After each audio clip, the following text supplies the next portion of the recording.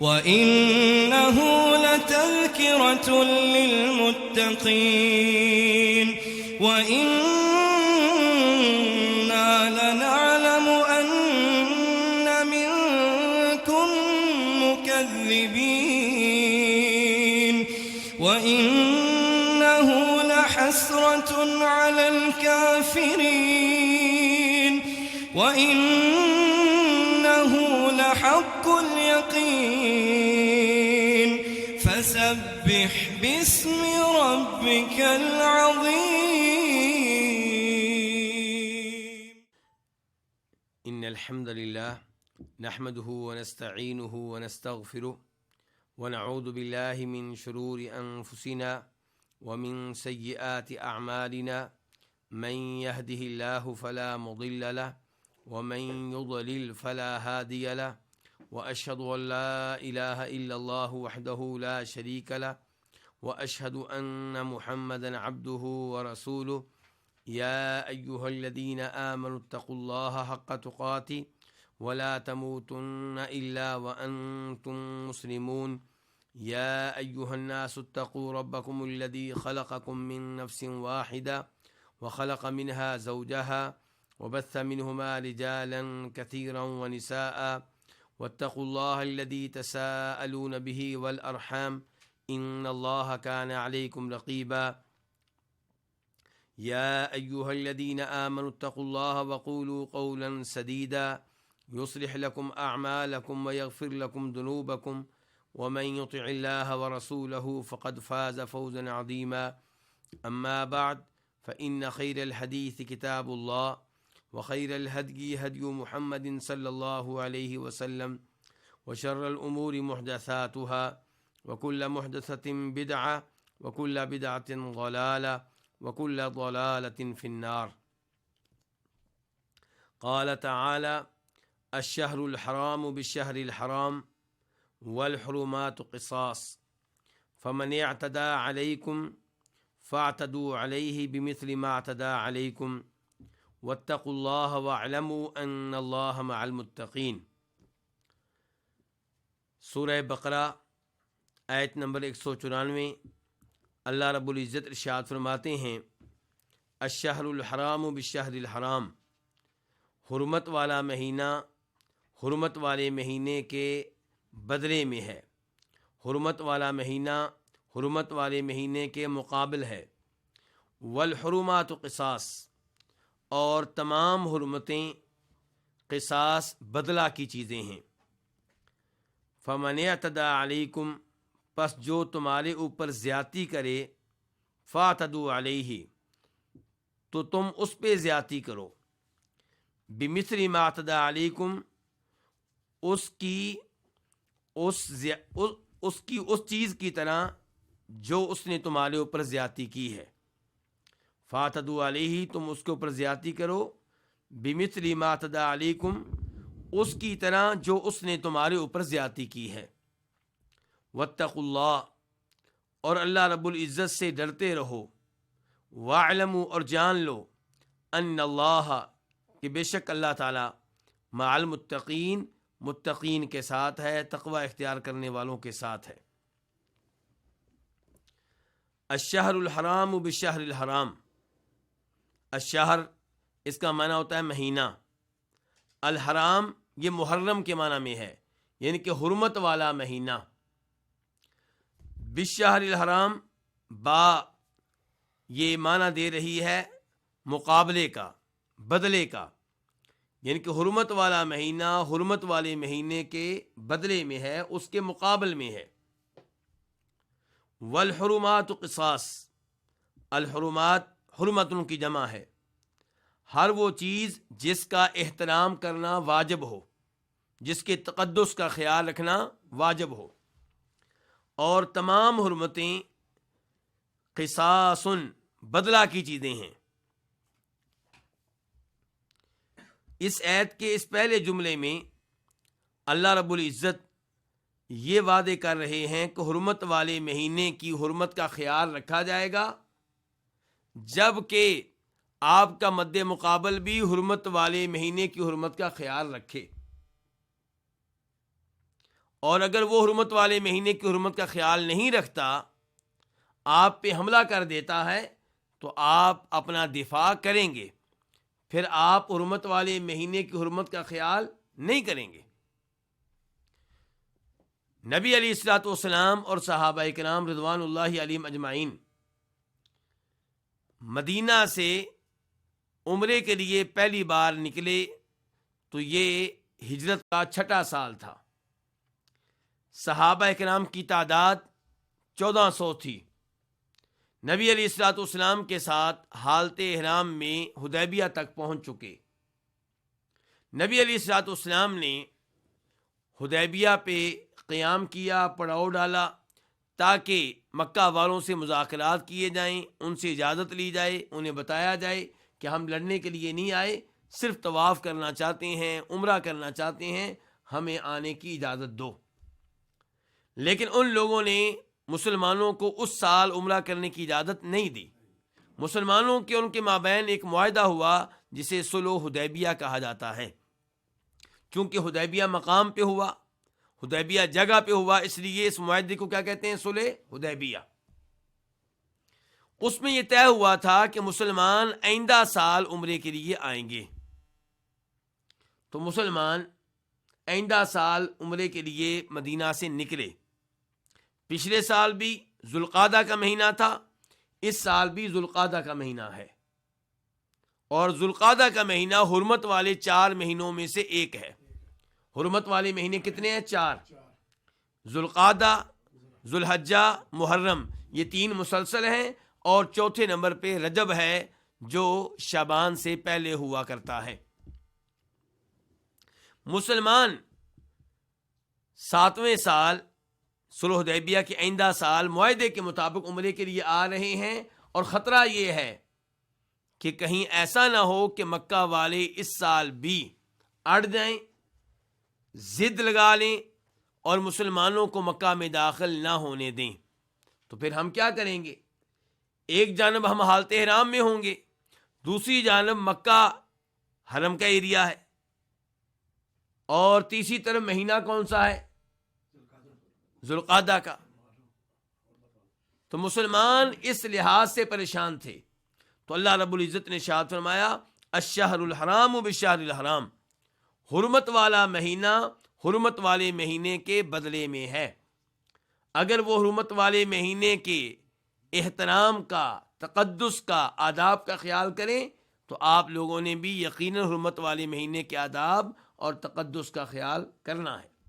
لیکن اگر وہ اس کا خیال نہ کریں تو پھر تمہارے اوپر کوئی پابندی نہیں ہے۔ والحرمات قصاص، اور تمام حرمتیں قصاص بدلہ کی چیزیں ہیں۔ حرمت صرف حرمت نہیں ہے، مکہ کی اپنی حرمت ہے، مسلمان کی جان کی اپنی حرمت ہے، دیگر کئی امور ہیں جو قابل احترام ہیں، جن کا احترام واجب، ضروری اور لازمی ہے۔ تو اللہ تعالیٰ نے سب کے بارے میں اصول بیان کر دیا کہ الحرمات قصاص، سب حرمتیں کیا ہیں؟ بدلہ کی چیزیں ہیں۔ اگر ایک شخص آپ پہ حملہ کرتا ہے، آپ کی حرمت کا خیال نہیں کرتا، تو آپ اپنا دفاع کریں گے، آپ اس سے لڑائی لڑیں گے۔ جب اس نے آپ کی حرمت پامال کی تو اس کی حرمت کو پامال کرنا آپ کے لیے کیا ہوگا؟ جائز ہوگا، اور اپنا بدلہ لینا درست ہوگا۔ تو فرمایا والحرمات قصاص، تمام کی تمام حرمتیں قصاص بدلہ کی چیزیں ہیں۔ فمن اعتدى علیکم فاعتدوا علیہ بمثل ما اعتدى علیکم۔ من، اس کا معنی کیا؟ جو۔ اعتدا فعل ماضی ہے، واحد کے لیے زیادتی کرے، علیکم تمہارے اوپر، یہ 2 لفظ ہیں، علا اور کم۔ علا کا معنی کیا ہوتا ہے؟ اوپر، پر، اور کم تمہارے۔ فاعتدوا، تو جو تمہارے اوپر زیادتی کرے، تو فاعتدوا یہ بھی 2 لفظ ہیں، فا کو الگ کر دیں تو پیچھے کیا رہ جائے گا؟ اعتدوا۔ اعتدوا فعل امر ہے، آرڈر کے لیے ہے اور جمع کے لیے ہے۔ کیا معنی ہے؟ تم بھی زیادتی کرو، علیہ اس پہ، کس پہ؟ جس نے تمہارے اوپر زیادتی کی ہے، بِمِثْلِ مَا اعْتَدَىٰ عَلَيْكُمْ، اس جیسی کے بدلے میں جو اس نے تمہارے اوپر زیادتی کی ہے۔ با کو آپ بدل کے معنی میں بنا سکتے ہیں، اور مثل کا معنی کیا ہوتا ہے؟ جیسا۔ اعتدا یہ فعل ماضی ہے، واحد کے لیے اوپر گفتگو ہو چکی ہے، اور علیکم کے بارے میں بھی گفتگو ہو چکی ہے۔ تو فرمایا جو تمہارے اوپر زیادتی کرے تو تم اس کے اوپر زیادتی کرو، اس جیسی زیادتی کے بدلے میں جو اس نے تمہارے اوپر کی ہے۔ جو تمہارے اوپر زیادتی کرے، کیسے؟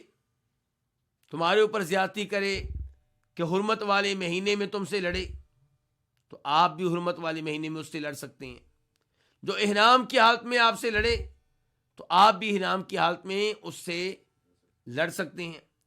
جو مکہ کے حرم کے ایریے میں آپ سے لڑائی کرے، یہ زیادتی ہے، تو پھر آپ بھی مکہ کے حرم کے ایریے میں اس سے لڑائی کر سکتے ہیں۔ ایسے ہی جو آپ کی اپنی حرمت کو پامال کرے، ہر انسان کا خون جو کیا ہے؟ محترم ہے، اس کا مال بھی محترم ہے، اس کی عزت بھی کیا ہے؟ محترم ہے، یہ ساری حرمتیں ہیں۔ تو اگر کوئی آپ کی بے عزتی کرتا ہے تو آپ اس کی بے عزتی کر سکتے ہیں۔ اگر کوئی آپ کو قتل کرنے کی کوشش کرتا ہے تو پھر اس کی جان بھی آپ کے لیے کیا ہو جائے گی؟ حلال ہو جائے گی، محترم نہیں رہے گی۔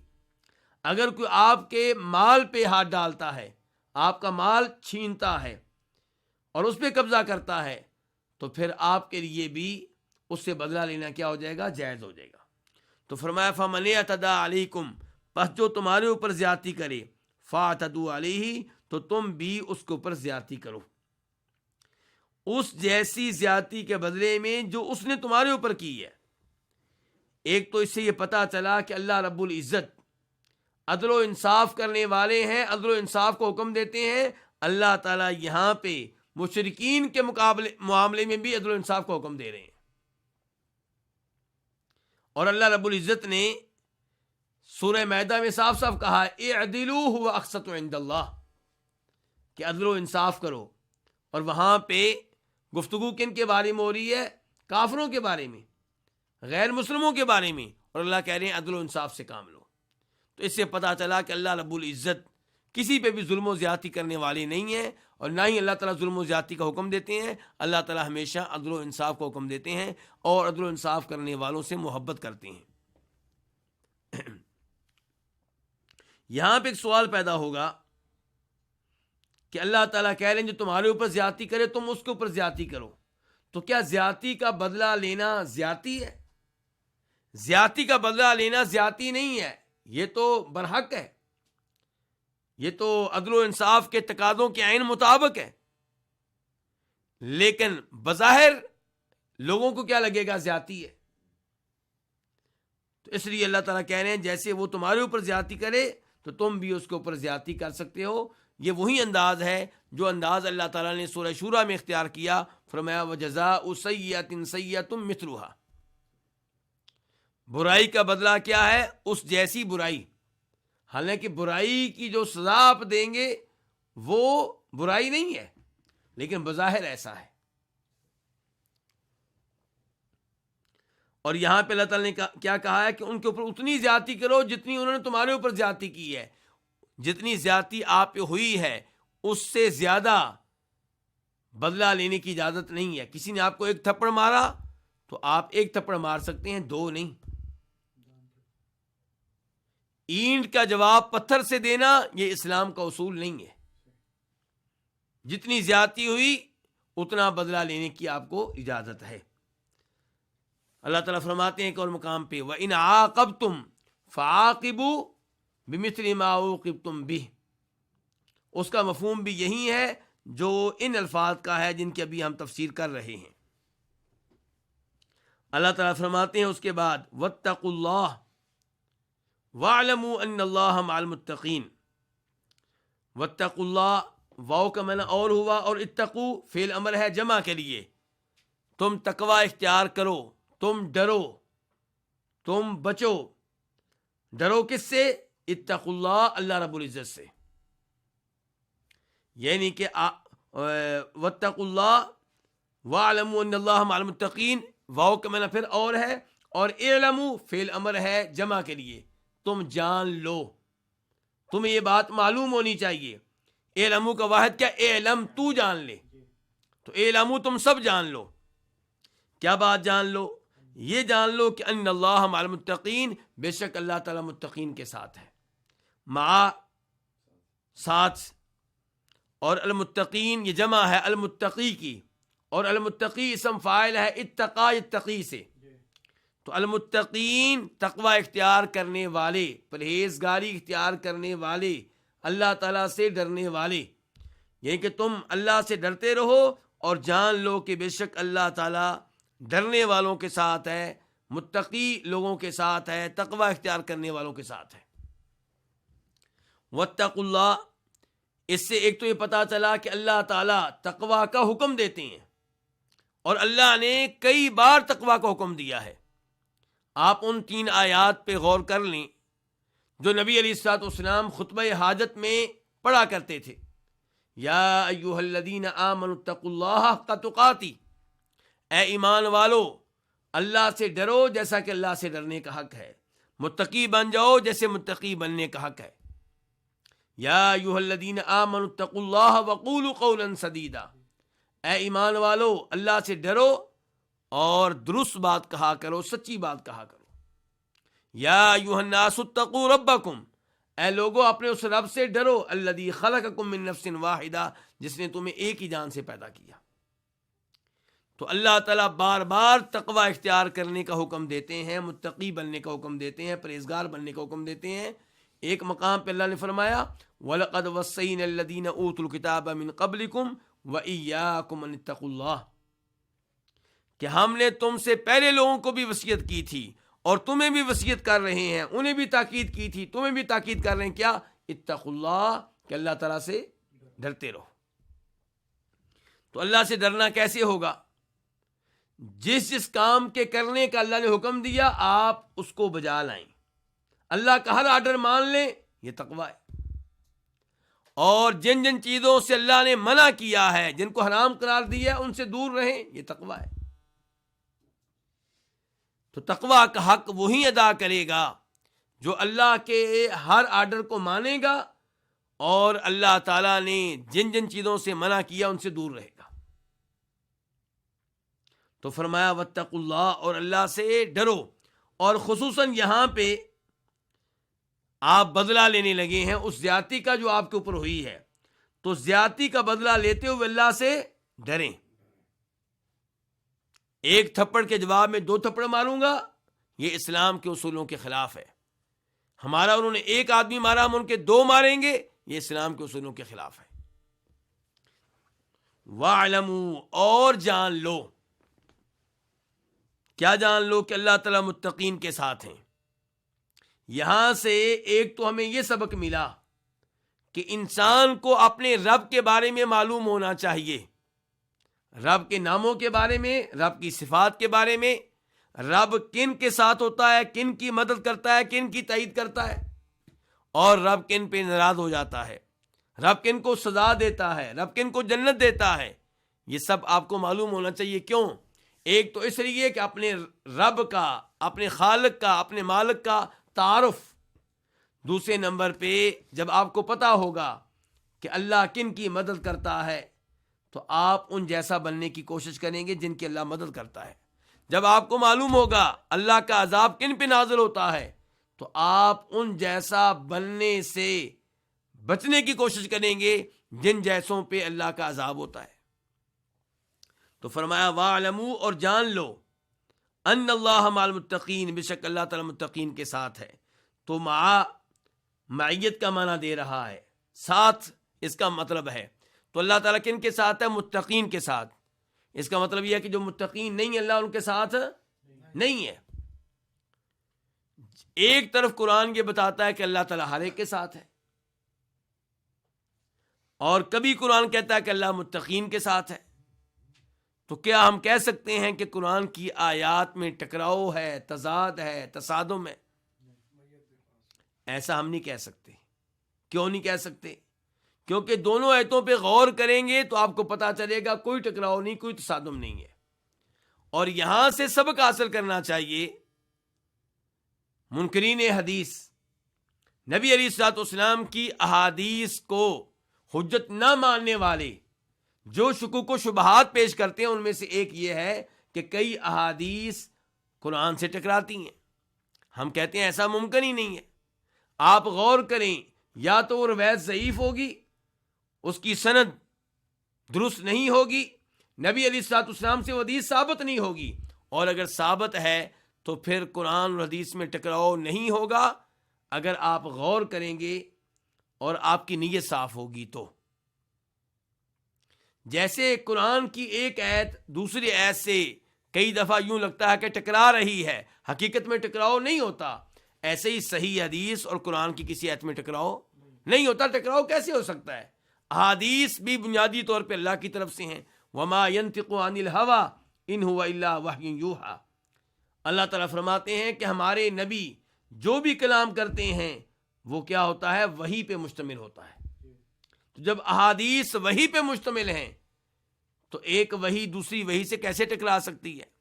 ہوتا وہی کچھ ہے جو یہاں پہ ہے کہ ایک طرف اللہ تعالیٰ کہہ رہے ہیں کہ اللہ تعالیٰ متقین کے ساتھ ہیں، دوسری جانب اللہ تعالیٰ فرماتے ہیں کہ اللہ تعالیٰ ہر ایک کے ساتھ ہے۔ الم تر ان اللہ یعلم ما فی السماوات وما فی الارض ما یکون من نجوى ثلاثة الا هو رابعهم ولا خمسة الا هو سادسهم ولا ادنى من ذلك ولا اکثر الا هو معهم اینما كانوا۔ اللہ تعالیٰ کہہ رہے ہیں کہ جب سرگوشی کرنے والے سرگوشی کرتے ہیں تو ان کے ساتھ اللہ تعالیٰ بھی ہوتا ہے، بلکہ جتنے بھی لوگ ہوں سب کے ساتھ اللہ تعالیٰ ہوتا ہے۔ تو اللہ رب العزت ہر ایک کے ساتھ ہے، اور یہاں پہ کہا جا رہا ہے اللہ تعالیٰ متقین کے ساتھ ہے، پرہیزگاروں کے ساتھ ہے، تو بظاہر ٹکراؤ محسوس ہو رہا ہے، حقیقت کیا ہے کہ اللہ کا ساتھ ہونا یعنی کہ اللہ کی معیت یہ دو طرح کی ہے، ایک اللہ کی عام معیت اور ایک اللہ کی خاص معیت۔ تو عام معیت کے لحاظ سے اللہ تعالیٰ ہر ایک کے ساتھ ہے، اور اللہ کی عام معیت سے مراد کیا ہوتا ہے کہ اللہ تعالیٰ ہر ایک کے ساتھ ہے، یعنی اللہ تعالیٰ ہر ایک پہ قدرت رکھتا ہے، اللہ تعالیٰ ہر ایک کے بارے میں علم رکھتا ہے، اللہ تعالیٰ ہر ایک کی آواز کو سن رہا ہے، اللہ رب العزت ہر ایک کی حرکت کو دیکھ رہا ہے۔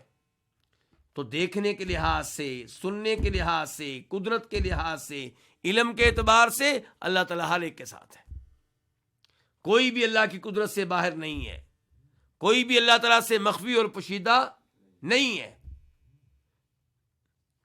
جہاں تک تعلق ہے اللہ تعالیٰ کی خاص معیت کا، تو اس سے کیا مراد ہے؟ اس سے مراد یہ ہے کہ اللہ تعالیٰ جن کے ساتھ خصوصی طور پہ ہے، اللہ تعالیٰ ان کی مدد کرتا ہے، اللہ ان کی تائید کرتا ہے، اللہ انہیں خیر کے اعمال بجا لانے کی توفیق دیتا ہے، اللہ تعالیٰ انہیں گناہ اور شر سے بچاتا ہے۔ تو جہاں پہ اللہ تعالیٰ کہتے ہیں میں ہر ایک کے ساتھ ہوں، وہاں پہ مراد یہ ہے کہ عام طور پہ اللہ تعالیٰ ہر ایک کے ساتھ ہیں، قدرت کے لحاظ سے اللہ تعالیٰ ہر ایک کے ساتھ ہیں، علم کے لحاظ سے اللہ تعالیٰ ہر ایک کے ساتھ ہیں۔ اور جہاں پہ اللہ تعالیٰ کہتے ہیں میں متقین کے ساتھ ہوں، پرہیزگاروں کے ساتھ ہوں، وہاں پہ مراد یہ ہے کہ یہ وہ لوگ ہیں جن کی میں مدد کرتا ہوں، دوسروں کی میں مدد نہیں کرتا۔ تو وَاعْلَمُوا أَنَّ اللَّهَ مَعَ الْمُتَّقِينَ، تو اللہ تعالیٰ متقین کے ساتھ ہے۔ اس سے پتہ چلا کہ تقوی کتنی عظیم چیز ہے۔ تو یہاں سے تقوی کی فضیلت معلوم ہو رہی ہے کہ اللہ کی مدد، اللہ کی تائید کن کے ساتھ ہوتی ہے؟ متقین کے ساتھ۔ تو پتہ چلا کہ تقوی اپنے آپ میں پیدا کریں تاکہ آپ کو اللہ کی خاص معیت ملے، اللہ کی طرف سے نصرت ملے، تائید ملے، توفیق ملے۔ اس کے بعد اللہ رب العزت ارشاد فرماتے ہیں وَأَنفِقُوا فِي سَبِيلِ اللَّهِ وَلَا تُلْقُوا بِأَيْدِيكُمْ إِلَى التَّهْلُكَةِ وَأَحْسِنُوا إِنَّ اللَّهَ يُحِبُّ الْمُحْسِنِينَ، اور تم اللہ کی راہ میں خرچ کرو اور اپنے ہاتھوں کو ہلاکت کی طرف نہ پہنچاؤ، اپنے ہاتھوں کو ہلاکت کی طرف نہ ڈالو، وَأَحْسِنُوا اور نیکی کرو، ان اللہ بے شک اللہ تعالیٰ یحب المحسنین نیکی کرنے والوں سے محبت کرتا ہے۔ یہ سورہ بقرہ کی آیت نمبر 195 ہے۔ وَأَنفِقُوا فِي سَبِيلِ اللَّهِ، واو کا معنی کیا؟ اور انفقوا فعل امر ہے جمع کے لیے، تم خرچ کرو، اس کا واحد کیا ہوگا؟ انفق، تو خرچ کر۔ فی میں کے معنی میں آتا ہے، فی سبیل اللہ، اللہ کے راستے میں، سبیل کا معنی کیا ہوگا؟ راستہ۔ ولا تلقوا، لا یہ نہیں کے لیے ہے، روکنے کے لیے، منع کرنے کے لیے، نہیں۔ تلقو یہ اصل میں تھا تلقونا، اس کے آخر میں نون تھا، اور یہ جمع ہے، نون جو ہے وہ گر گیا کس کی وجہ سے؟ لا کی وجہ سے۔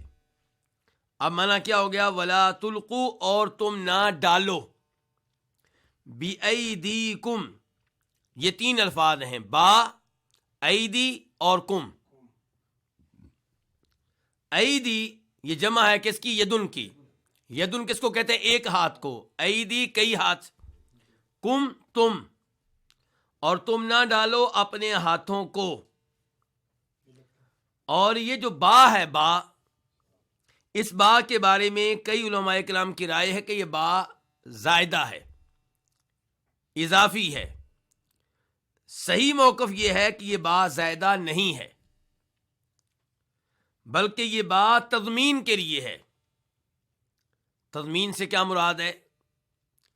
تضمین سے مراد یہ ہے کہ یہ با بتا رہی ہے کہ تلقون جو فعل ہے، اس میں کسی ایسے فعل کا معنی پیدا ہو گیا ہے جس فعل کے بعد با آیا کرتی ہے، تو وہ فعل کیا ہوگا؟ افضا یفضی افضا، افضا یفضی افضا پہنچانا۔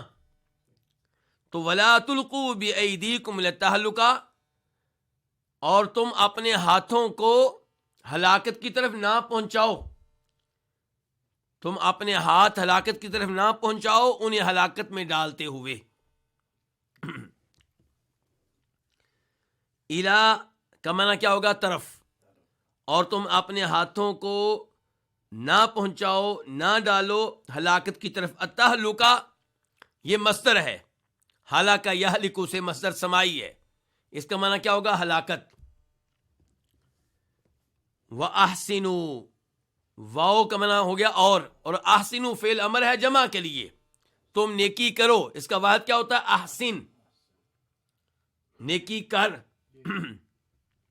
ان اللہ یحب المحسنین، کیونکہ اللہ تعالیٰ محبت کرتے ہیں نیکی کرنے والوں سے۔ ان تاکید کے لیے آتا ہے، توکید کے لیے آتا ہے، اس کا معنی آپ کر سکتے ہیں یقیناً، بے شک، کوئی شک نہیں۔ یحب فعل مضارع ہے واحد کے لیے، محبت کرتا ہے، کون؟ اللہ تعالیٰ۔ المحسنین کن سے؟ نیکی کرنے والوں سے۔ المحسنین جمع ہے، اس کا واحد کیا ہوگا؟ المحسن، محسن نیکی کرنے والا۔ تو اللہ تعالیٰ محبت کرتے ہیں نیکی کرنے والوں سے۔ اب ہم آتے ہیں اس آیت کی تفسیر کی طرف۔ اس آیت کا پہلا جملہ اور اللہ کی راہ میں خرچ کرو، اس سے پتا چلا کہ اللہ کی راہ میں خرچ کرنا چاہیے۔ فی سبیل اللہ، اللہ کی راہ، اس سے مراد عام طور پہ جہاد ہوتا ہے، اور کبھی کبھی اس سے مراد عام ہوتا ہے اللہ کی راہ میں جہاد کے علاوہ دیگر کئی شعبے بھی اس میں آ جاتے ہیں۔ مثال کے طور پہ مسجد، یہ بھی فی سبیل اللہ ہے، مدارس، یہ بھی فی سبیل اللہ ہے، یتیم کو مال دینا یہ بھی فی سبیل اللہ ہے، بیوہ کو مال دینا یہ بھی فی سبیل اللہ ہے۔ تو فی سبیل اللہ کا معنی بہت وسیع ہے، لیکن عام طور پہ فی سبیل اللہ کا استعمال اور اطلاق جہاد کے لیے ہوتا ہے۔ تو وَأَنفِقُوا فِي سَبِيلِ اللَّهِ، اللہ کی راہ میں خرچ کرو، یعنی کہ عام طور پہ بھی اور خصوصاً جہاد میں۔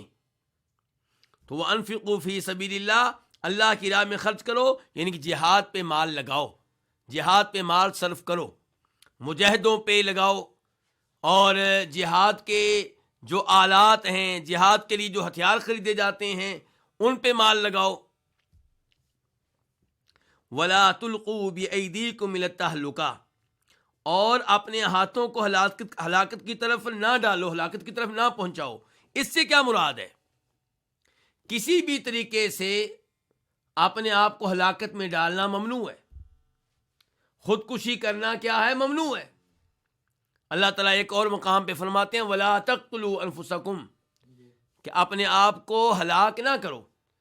تو کوئی بھی ایسا راستہ، کوئی بھی ایسا طریقہ جس سے انسان اپنے آپ کو تباہ و برباد کرے، یہ ممنوع ہے، اور وہ اس آیت کا حصہ ہے، اس آیت کا معنی ہے۔ لیکن خصوصی طور پہ یہاں پہ مراد ہے جہاد ترک کر دینا۔ جہاد ترک کر دینا اپنے آپ کو ہلاکت میں ڈالنا ہے۔ حالانکہ عام طور پہ ذہن میں یہ آتا ہے کہ جہاد کرنا اپنے آپ کو ہلاکت میں ڈالنا ہے، لیکن صحیح بات کیا ہے کہ جہاد ترک کر دینا اپنے آپ کو ہلاکت میں ڈالنا ہے۔ جہاد کی راہ میں مال صرف نہ کرنا، کنجوسی کرنا، یہ اپنے آپ کو ہلاکت میں ڈالنا ہے۔ اس بارے میں ایک دو روایتیں آپ کے سامنے رکھنا چاہوں گا۔ پہلے نمبر پہ وہ روایت جسے امام ترمذی، ابو داؤد اور دیگر ائمہ حدیث بیان کرتی ہیں، اور اس کے راوی ابو عمران اسلم تجیبی ہیں۔ وہ کہتے ہیں کہ ہم رومیوں سے جہاد کے لیے نکلے، اور رومیوں سے جہاد کہاں پہ کرنا تھا؟ قسطنطنیہ شہر کے پاس، بلکہ اسی شہر پہ حملہ کرنا تھا۔ کہتے ہیں کہ ہمارے کمانڈروں میں سے ایک بڑے کمانڈر خالد بن ولید کے بیٹے عبد الرحمن تھے۔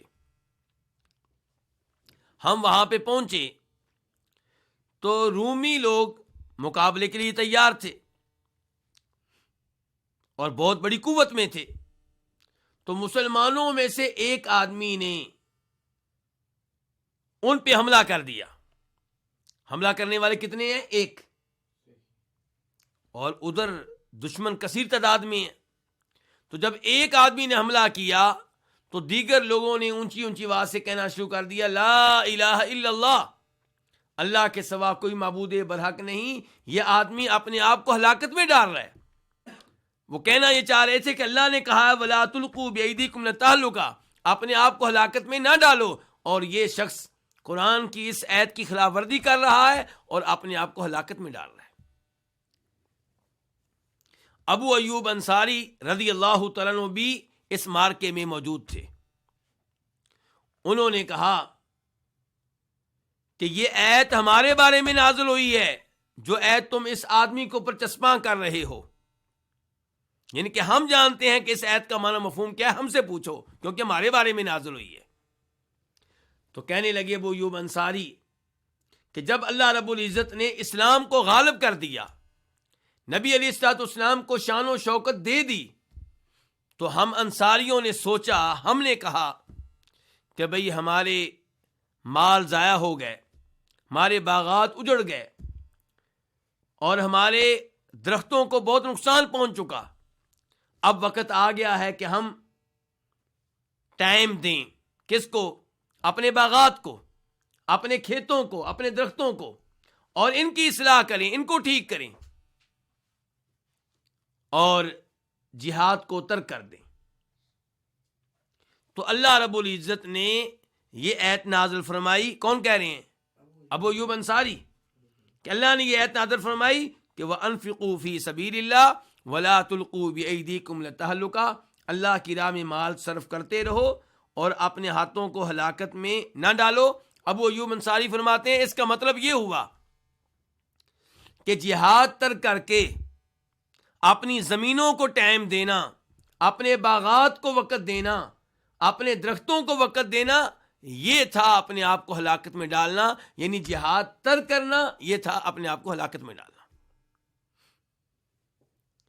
اور اس معنی کو آپ ایک اور حدیث سے بھی سمجھ سکتے ہیں، جسے امام ابو داؤد رحمہ اللہ اپنی سنن میں لے کر آئے ہیں، جس کے راوی جناب عبداللہ بن عمر ہیں، کہ نبی علیہ الصلوۃ والسلام نے ارشاد فرمایا تھا کہ جب تم اینا والی بیع کرنے لگو گے، اینا والی بیع کیا ہوتی ہے؟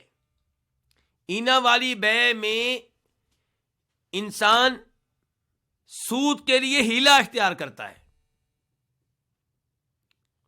وہ کیسے؟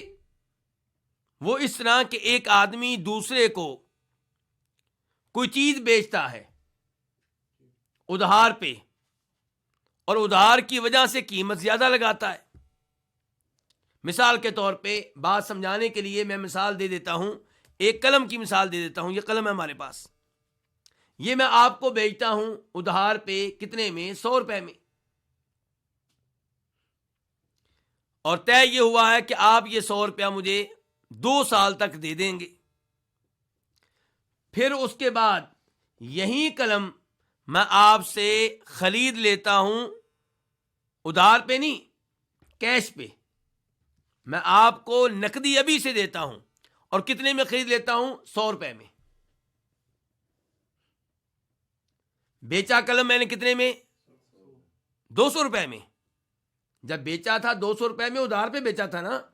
2 سال کے لیے میں نے کہا 2 سال تک آپ مجھے پیسے دے دیں، اور 200 روپے میں قلم آپ کو بیچ رہا ہوں. آپ نے مجھ سے خرید لیا. پھر میں نے آپ سے خرید لیا کتنے میں؟ 100 روپے میں. لیکن میں نے آپ کو پیسے نقد دیے ہیں.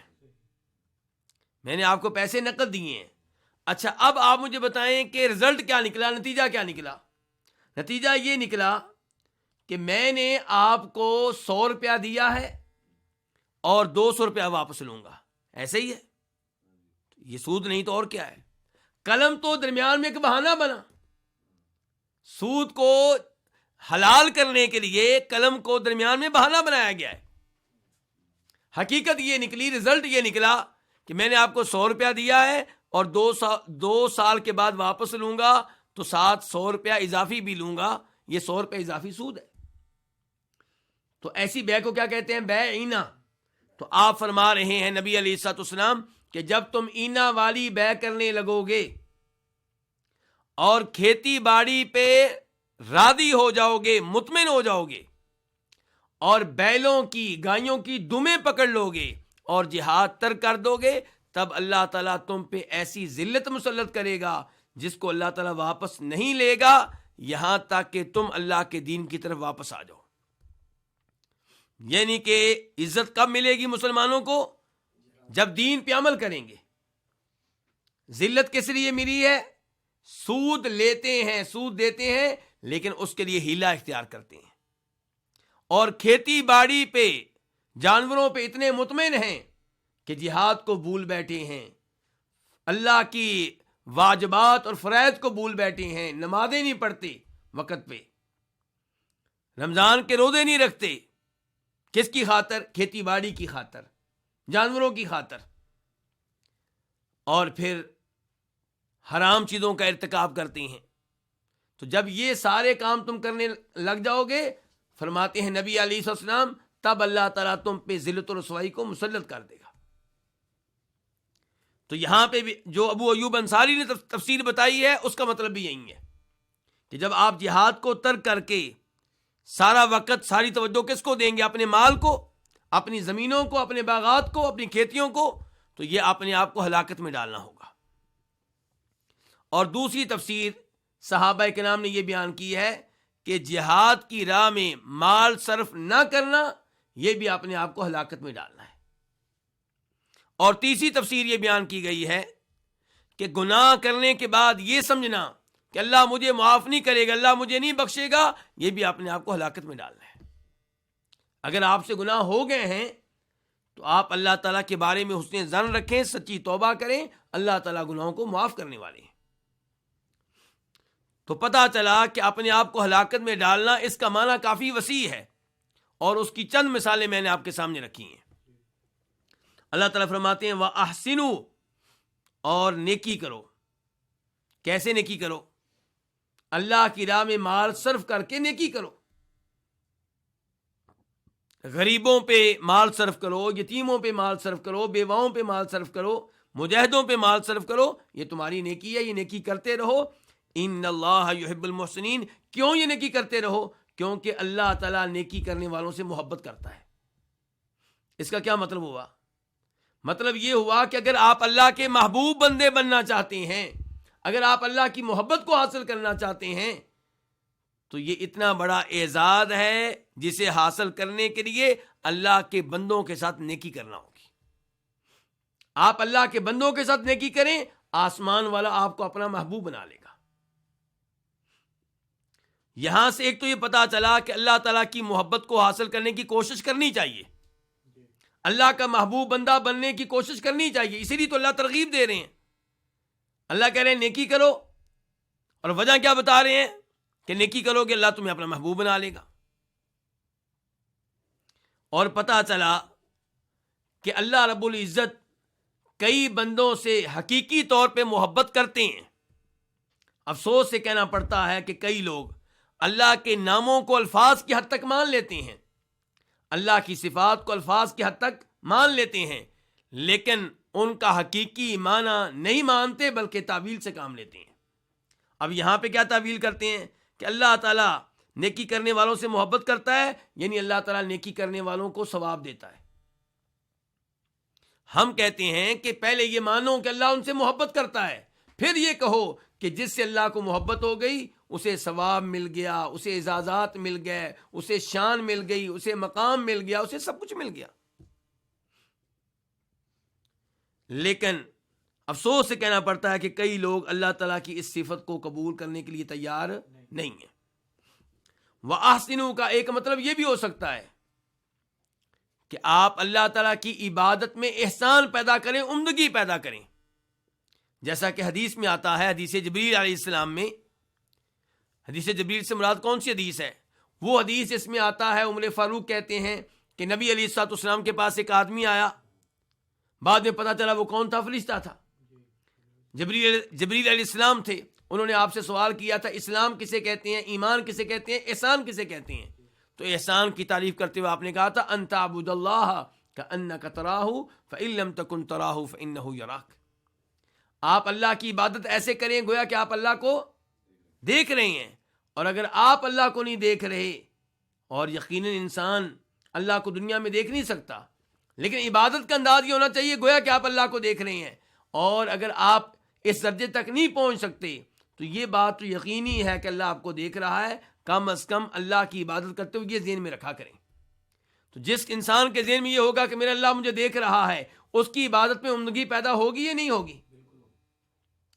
وہ رمضان کے مہینے میں جب روزہ رکھے گا تو اس کے روزے میں اور غافل آدمی کے روزے میں آسمان و زمین کا فرق ہوگا. جس کے ذہن میں یہ ہے کہ میرا اللہ مجھے دیکھ رہا ہے، وہ دوران روزہ لڑائی جھگڑے سے بچے گا، گالیاں دینے سے اجتناب کرے گا، تہمتیں لگانے سے اجتناب کرے گا، 5 وقت کی نمازیں وقت پہ پہلی سب میں کھڑا ہو کے ادا کرے گا. اس کا پورا دن تلاوت میں گزرے گا، اذکار میں گزرے گا. اس کو پتا ہے میرا اللہ مجھے دیکھ رہا ہے. اس کے روزے میں عمدگی پیدا ہوگی. اور جس کے روزے میں احسان نہیں ہوگا وہ روزے میں رہے گا لیکن بے پرواہ ہو کر اس کا پورا دن گزرے گا کس چیز میں؟ گندی فلمیں دیکھنے میں، گندے ڈرامے دیکھنے میں، عورتوں کی گندی تصویریں دیکھنے میں، لڑکیوں کے ساتھ غیر لڑکیوں کے ساتھ بات چیت میں.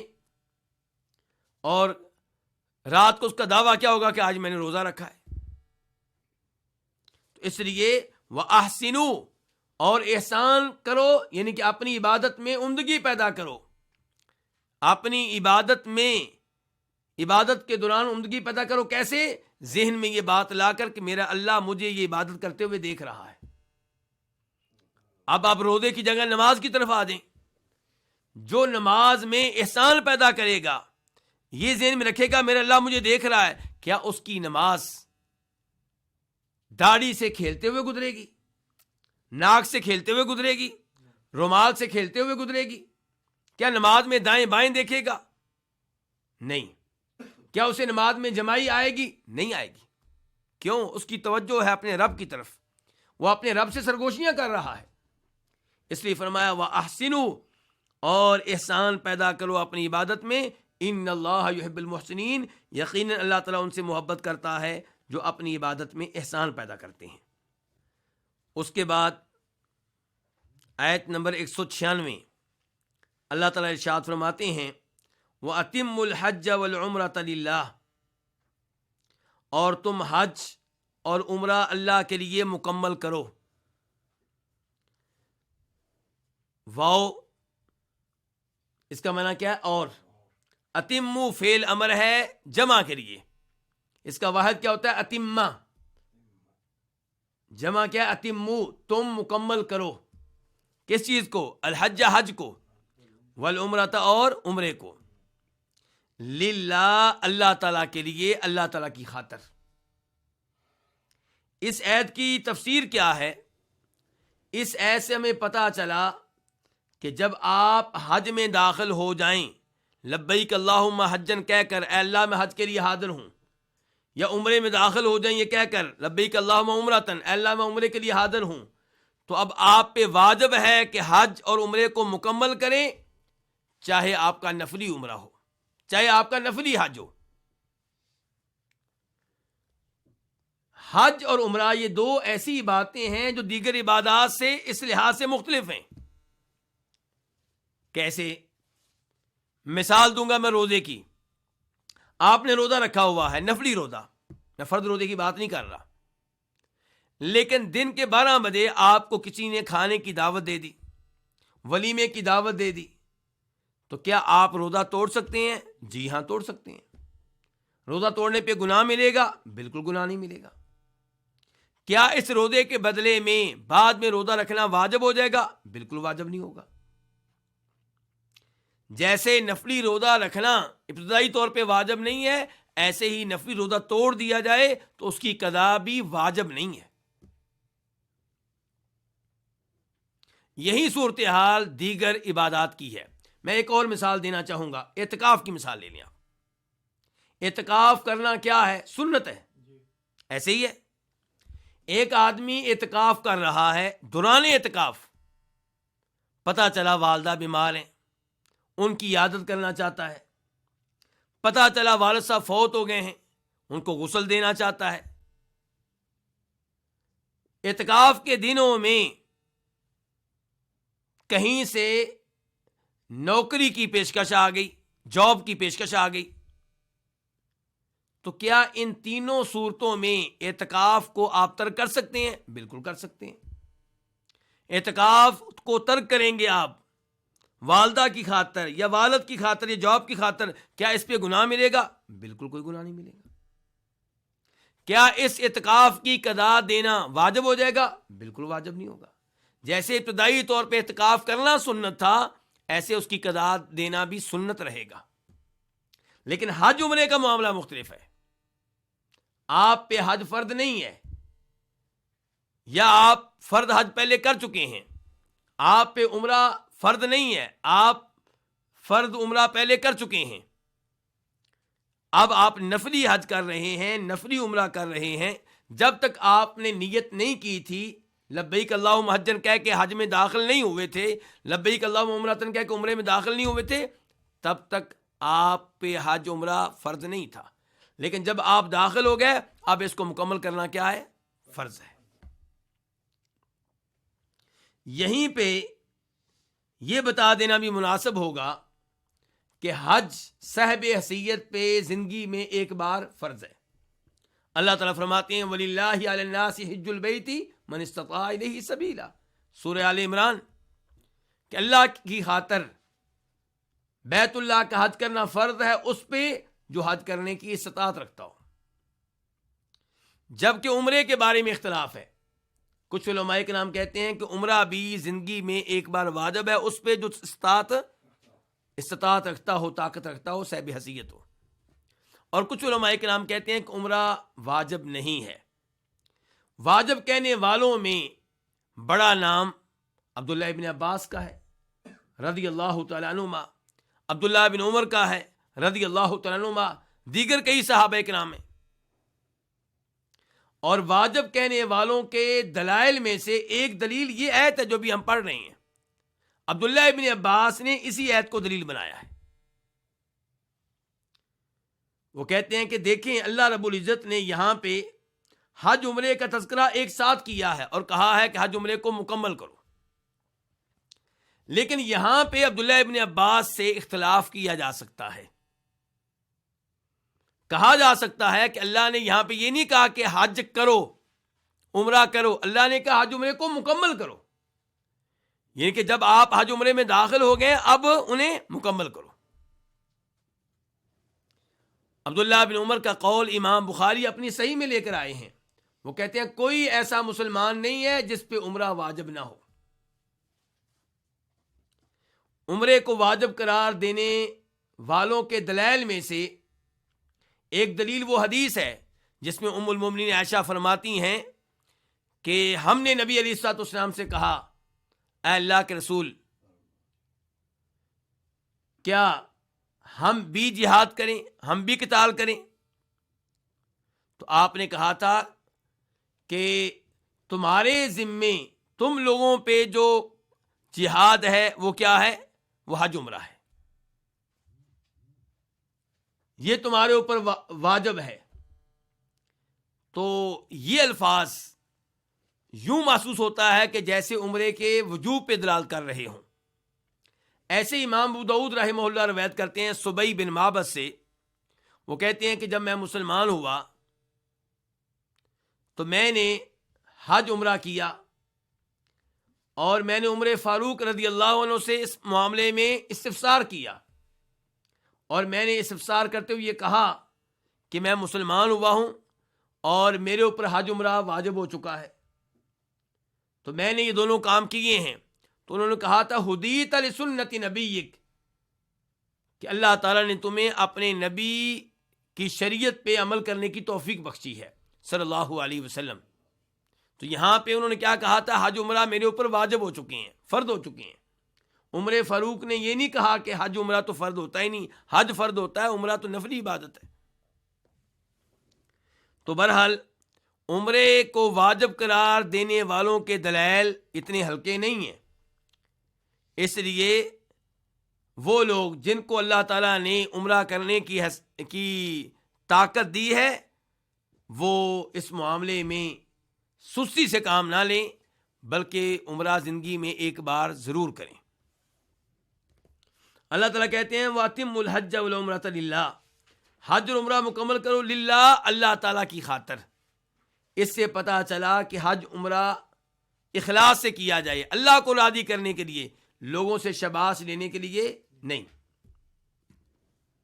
اس کے بعد اللہ تعالیٰ فرماتے ہیں فَإِنْ أُحْصِرْتُمْ فَمَا اسْتَيْسَرَ مِنَ الْهَدْيِ، پس اگر تمہیں روک لیا جائے، اگر تمہیں روک دیا جائے تو جو بھی ممکن ہو قربانی میں سے۔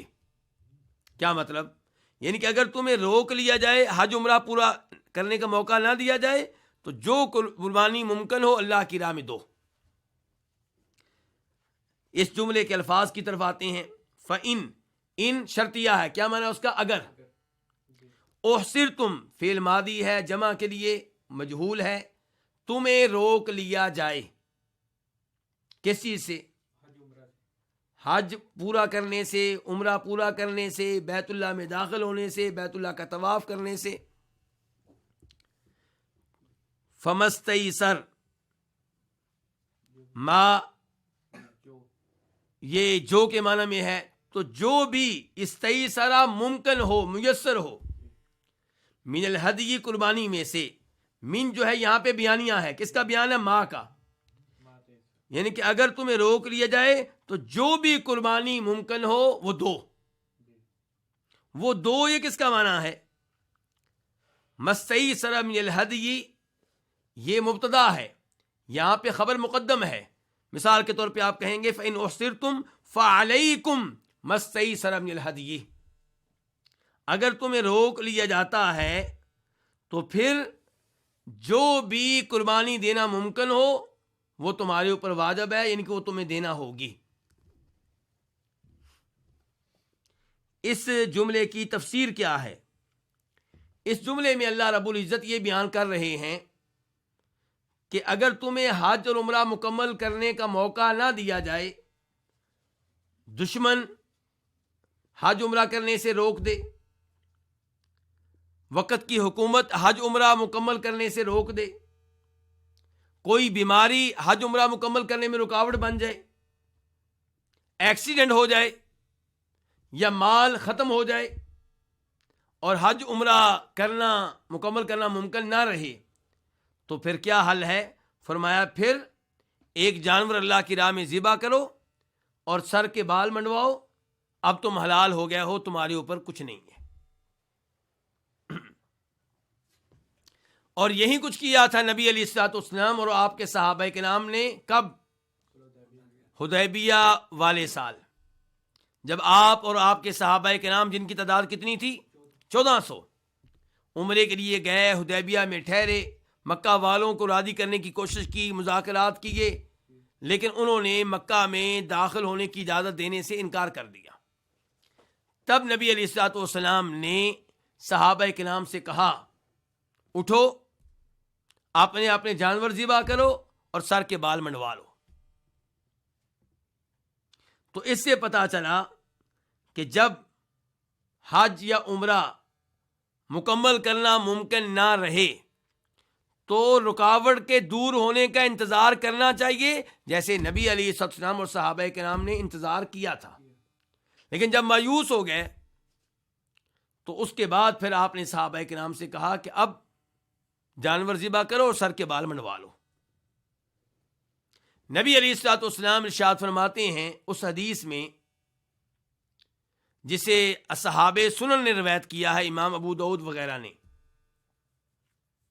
اس میں آپ ارشاد فرماتے ہیں من کسیرا او عارجا او مریضا فقد حل، کہ جس کی ٹانگ وغیرہ ٹوٹ جائے، بیمار ہو جائے یا لنگڑا ہو جائے تو وہ حلال ہو سکتا ہے، لیکن ساتھ ہی آپ فرماتے ہیں اس روایت میں کہ اس کے ذمے ایک اور حج ہوگا، یعنی کہ اس کے بدلے میں حج کرے گا۔ تو اب یہاں پہ سوال پیدا ہوگا کہ اگر کوئی حج مکمل نہ کر سکے، عمرہ مکمل نہ کر سکے تو کیا اس کے ذمے قضا واجب ہوگی؟ جواب یہ ہے کہ اس کے ذمے قضا واجب تب ہوگی جب اس نے پہلے فرض حج نہ کیا ہو، فرض عمرہ نہ کیا ہو، تو یہ فرضیت برقرار رہے گی اگر اب بھی وہ صاحب حیثیت ہے تو، ورنہ اتنا کافی ہے۔ کیا کافی ہے؟ کہ آپ کو حج عمرہ مکمل کرنے کی اجازت نہیں دی جا رہی، آپ قربانی دیں، ایک بکرا ذبح کر دیں، یا گائے میں حصہ ڈال لیں یا اونٹ میں حصہ ڈال لیں اور اپنے سر کے بال کٹوا لیں، منڈوا لیں، آپ حلال ہو سکتے ہیں، اتنا کافی ہے۔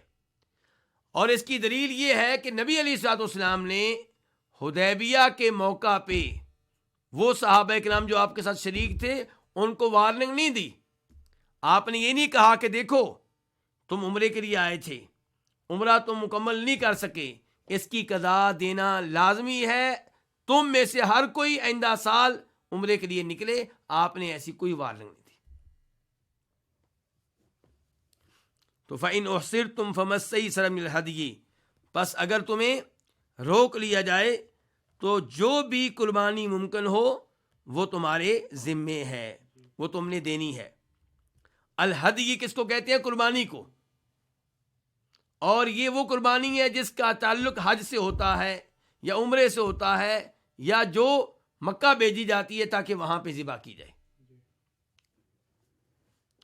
اس کے بعد اللہ تعالیٰ فرماتے ہیں وَلَا تَحْلِقُوا رُؤُوسَكُمْ حَتَّى يَبْلُغَ الْهَدْيُ مَحِلَّهُ، اور تم نہ منڈواؤ رؤوسکم اپنے سروں کو، حتیٰ یہاں تک کہ یبلغ پہنچ جائے الہدی قربانی محلہ اپنے حلال ہونے کی جگہ۔ ولا تحلقوا واو عطف کے لیے ہے۔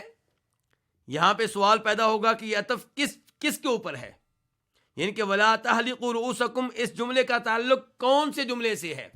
کیا اس کا تعلق جملہ نمبر 1 وَأَتِمُّوا الْحَجَّ وَالْعُمْرَةَ لِلَّهِ سے ہے، یا اس کا تعلق جملہ نمبر 2 فَإِنْ أُحْصِرْتُمْ فَمَا اسْتَيْسَرَ مِنَ الْهَدْيِ سے ہے؟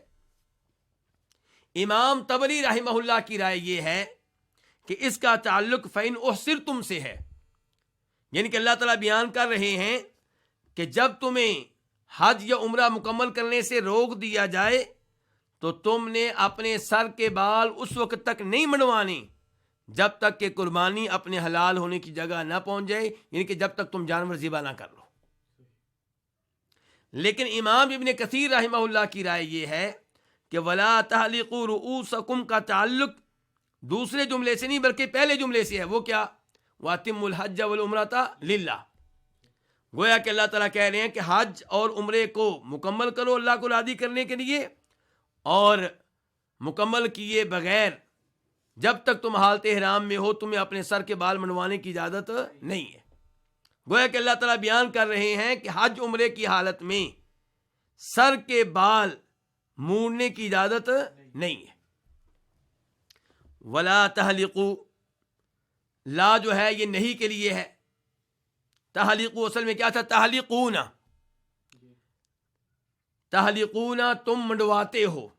اس کا واحد کیا ہوگا؟ تحلقو، تو منڈواتا ہے، سر کے بال منڈواتا ہے. تحلقون کا نون گر گیا کس کی وجہ سے؟ لا کی وجہ سے. اور تم نہ منڈواؤ. رؤوسکم اپنے سر، رؤوس جمع ہے کس کی؟ رأسن کی. مراد یہاں پہ کیا ہے؟ سر کے بال. اور تم اپنے سر کے بال نہ منڈواؤ حتیٰ یہاں تک کہ یبلغا پہنچ جائے. یبلغا فعل مضارع ہے، واحد کے لیے اصل میں کیا تھا؟ یبلغو.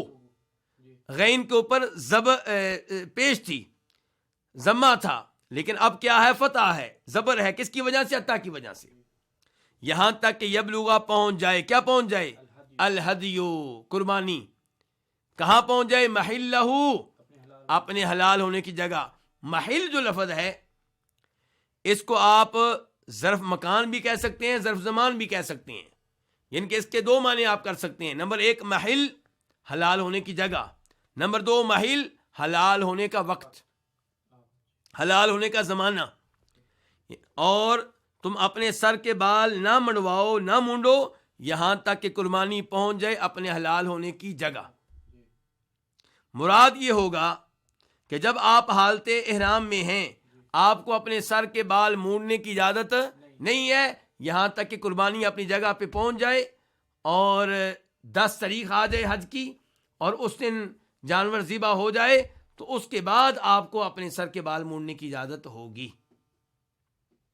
یا پھر محل کا میں نے آپ کیا کر لیں؟ وقت. یعنی کہ اپنے سر کے بال نہ مونڈو یہاں تک کہ قربانی اپنے حلال ہونے کے وقت کو پہنچ جائے. وہ وقت کون سا ہے؟ وہ بھی 10 تاریخ ہے، قربانی والا دن. تو نتیجہ ایک ہی نکلے گا. تو 10 تاریخ کو جب انسان کنکریاں مار لے، جانور ذبح کر لے، تو اسے اپنے سر کے بال مونڈنے کی اجازت ہے. اور احادیث کے ذریعے بات معلوم ہوتی ہے کہ اگر آپ 10 تاریخ کو صرف کنکریاں مار لیں، چاہے آپ نے جانور ابھی ذبح نہ کیا ہو، آپ کو سر کے بال مونڈنے کی اجازت ہے، اس میں کوئی حرج نہیں ہے. فَمَنْ كَانَ مِنْكُمْ مَرِيضًا أَوْ بِهِ أَذًى مِّن رَأْسِهِ فَفِدْيَةٌ مِّن صِيَامٍ أَوْ صَدَقَةٍ أَوْ نُسُكٍ. پس جو تم میں سے بیمار ہو یا اسے اس کے سر میں کوئی تکلیف ہو، فَفِدْيَةٌ تو اس کے ذمے ایک فدیہ ہے، من صیام روزوں میں سے، او صدقۃ یا صدقہ میں سے، او نسک یا قربانی میں سے. فمن کانا، من کا منع کیا؟ جو.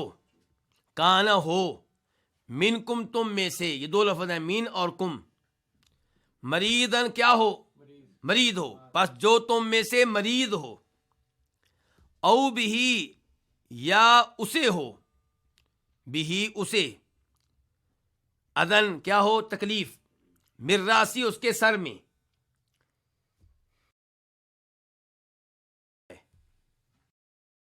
فدیہ اس کے ذمہ کیوں ہے؟ ایک تو بیچارہ بیمار ہے،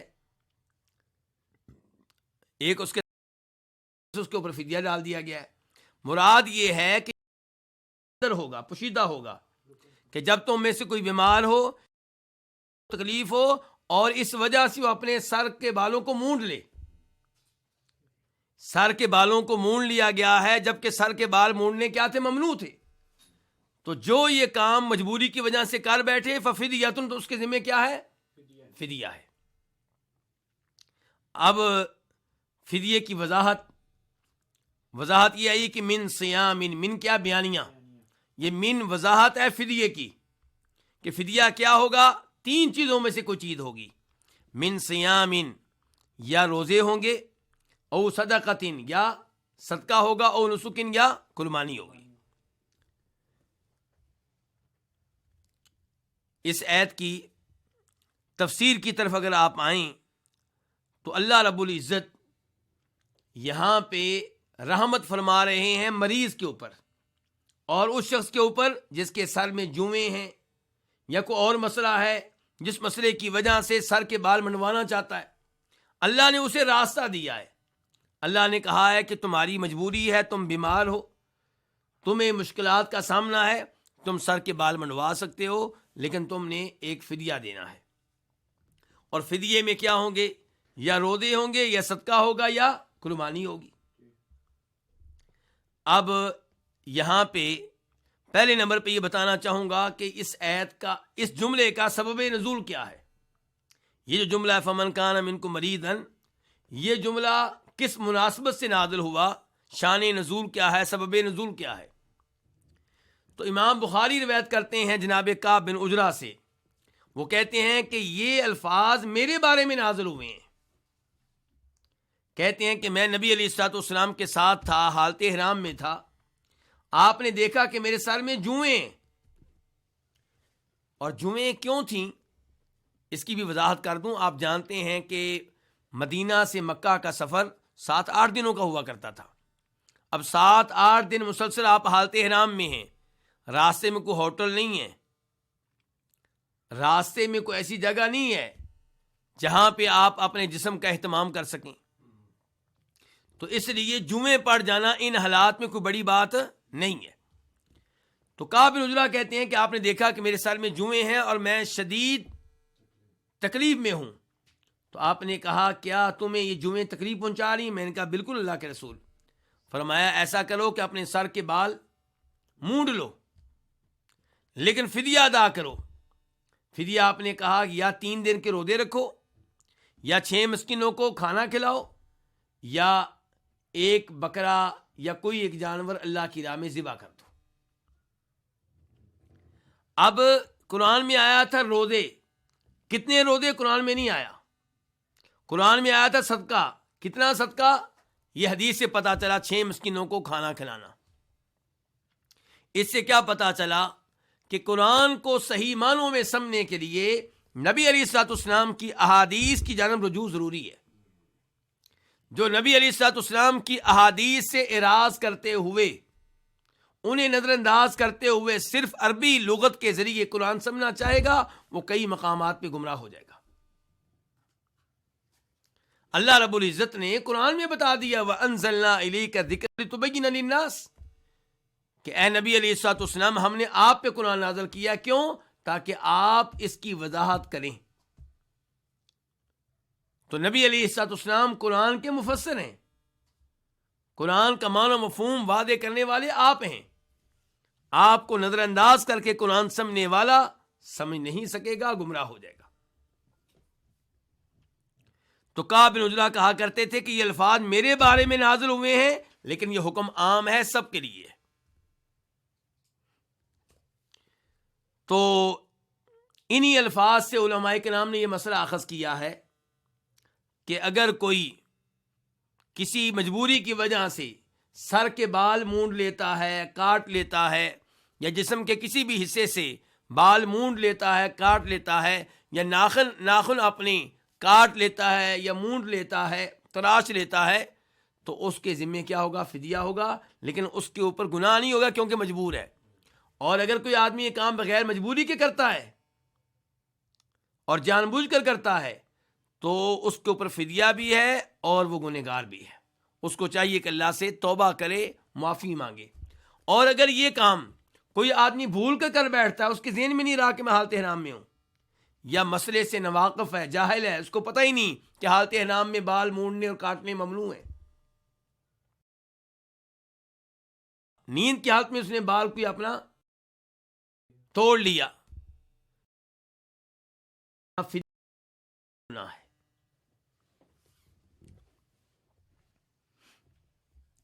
اللہ تعالیٰ فرماتے ہیں اس کے بعد فَإِذَا أَمِنْتُمْ فَمَنْ تَمَتَّعَ بِالْعُمْرَةِ لِلْحَجِّ فَمَا اسْتَيْسَرَ مِنَ الْهَدْيِ، پس جب تم امن میں آ جاؤ تو جو حج تک عمرے کے ذریعے فائدہ اٹھائے، فَمَا اسْتَيْسَرَ مِنَ الْهَدْيِ، تو اس کے ذمے وہ قربانی ہے جو اس کے لیے ممکن ہو۔ فَإِذَا، اذا کا معنی کیا؟ جب۔ امین تم فعل ماضی ہے جمع کے لیے، امین تم، واحد کیا اس کا؟ امینہ، امینتا، تو امن میں آ گیا، امینہ وہ امن میں آ گیا، امین تم سب امن میں آ گیا ہو۔ کیا مطلب ہے کہ تم جب امن میں آ گیا ہو؟ مراد یہ ہے کہ پہلے اللہ نے کہا ہے فَإِنْ أُحْصِرْتُمْ، اگر تمہیں حج یا عمرہ کرنے سے روک دیا جائے کسی بھی طریقے سے، اب یہ ہے کہ جب تم امن کی حالت میں ہو، امن میں آ جاؤ، کوئی رکاوٹ نہ ہو، تو پھر دیکھنا ہوگا کہ آپ کا حج کون سا ہے۔ آپ حج تمتع کر رہے ہیں یا حج قران کر رہے ہیں یا حج افراد کر رہے ہیں، اس کی وضاحت آگے چل کے کروں گا، پہلے ان الفاظ کا معنی سمجھنے۔ تو امین تم امن میں آ جاؤ فعل ماضی ہے۔ فمن تمتع، من کا معنی کیا؟ جو، تمتع فعل ماضی ہے واحد کے لیے فائدہ اٹھائے، بالعمراتی عمرے کے ذریعے، الی الحج حج تک،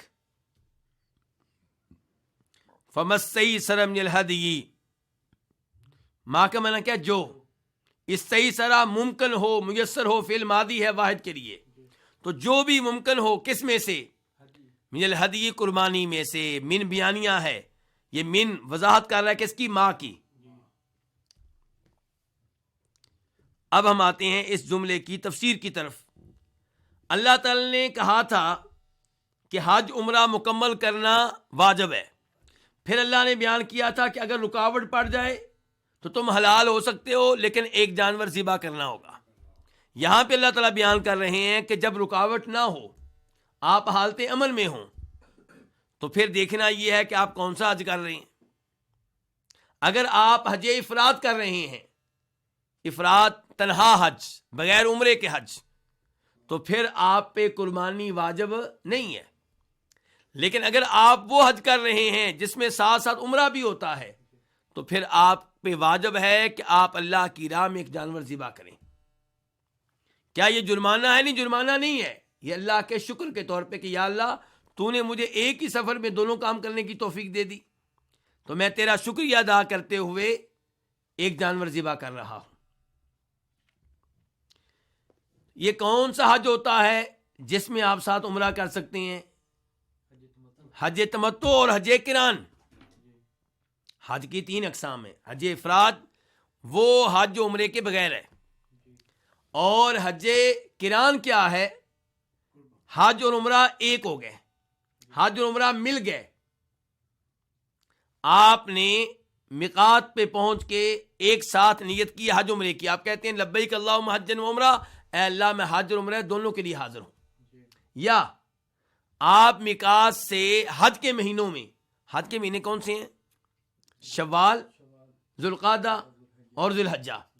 آپ حج کے مہینوں میں میقات سے نیت کرتے ہیں صرف عمرے کی، لیکن آگے چل کے آپ عمرے کی دوران ہی حج کی نیت کر لیتے ہیں۔ عمرے سے بھی آپ فارغ نہیں ہوئے تھے، آپ نے کس کی نیت کر لی؟ تو یہ بھی حج قران بن گیا، یہ بھی کیا بن گیا؟ حج قران۔ اور تیسرا حج کون سا ہوتا ہے؟ حج تمتع۔ حج تمتع کا لفظی معنی کیا ہوتا ہے؟ فائدہ اٹھانا۔ حج تمتع کیا ہے کہ آپ حج کے مہینوں میں میقات سے نیت کرتے ہیں عمرے کی، مکہ پہنچ کے آپ عمرہ کرتے ہیں، عمرے سے فارغ ہو کے آپ احرام کھول دیتے ہیں، حلال ہو جاتے ہیں۔ اب خوشبو آپ کے لیے حلال ہے، بال کاٹنے آپ کے لیے حلال ہیں، بیگم آپ کے لیے حلال ہے۔ پھر آپ ذی الحجہ کی 8 تاریخ کو مکہ سے ہی حج کی نیت کرتے ہیں۔ تو یہ کون سا حج ہو گیا؟ حج تمتع۔ اس میں آپ نے خوب فائدہ اٹھایا ہے۔ کیا؟ نمبر 1، ایک ہی سفر میں عمرہ بھی کر لیا، حج کر لیا، یہ فائدہ۔ نمبر 2، عمرے کے بعد آپ حلال ہو گئے، خوشبو لگاتے رہے، بیگم سے تعلقات قائم کرتے رہے، بال کاٹتے رہے، ناخن کاٹتے رہے، تو اس لحاظ سے بھی آپ نے فائدہ اٹھایا. اس کو کیا کہتے ہیں؟ حج تمتع. تو اس آخری حج میں دو طرح فائدہ اٹھایا جاتا ہے، ورنہ حج قران میں بھی تمتع ہے لیکن ایک دو نہیں. حج قران میں کون سا تمتع ہے کہ ایک ہی سفر میں آپ نے عمرہ بھی کیا، حج بھی کیا. تو حج تمتع کے دو معنی ہوتے ہیں. ایک تمتع کا وسیع معنی، تمتع کا وسیع معنی لیں تو حج قران بھی تمتع ہے. حج قران بھی کیا ہے؟ کیونکہ اس میں بھی آپ فائدہ اٹھاتے ہیں. لیکن ایک ہے تمتع کا خاص معنی، محدود معنی. تمتع کا جو محدود معنی جب آپ لیں گے تو اس سے مراد وہ ہے کہ آپ پہلے عمرہ کرتے ہیں، صرف عمرہ، پھر آپ حلال ہو جاتے ہیں، احرام کھول دیتے ہیں، اس کے بعد آپ حج کرتے ہیں. تو ایک ہوا تمتع کا وسیع معنی اور ایک ہے تمتع کا محدود اور خاص معنی. نبی علیہ الصلوۃ والسلام نے کون سا حج کیا تھا؟ حج قران. حج قران. لیکن آپ نے صحابہ کرام کو کس حج کی ترغیب دی تھی؟ حج تمتع. بار بار ان سے کہا حج تمتع کرو. بلکہ وہ صحابہ کرام جنہوں نے میقات سے نیت کی تھی کس چیز کی؟ صرف عمرے کی. معذرت کے ساتھ، جنہوں نے میقات سے نیت کی تھی صرف حج کی. کس کی؟ حج کی. آپ ان سے کہتے رہے کہ مکہ پہنچ کے طواف کرو، صفا مروہ کی صحیح کرو، بال منڈوا دو، کٹوا دو، یعنی کہ اس کو عمرہ بنا لو. حالانکہ نیت کس چیز کی کر کے آئے تھے؟ حج کی.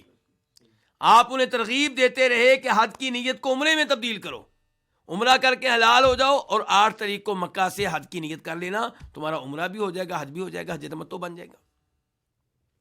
خود آپ نے حج تمتع نہیں کیا. کیوں؟ کیونکہ آپ میقات سے جانور ساتھ لے کر گئے تھے قربانی کا، اور جو میقات سے ہی قربانی کا جانور ساتھ لے کر جائے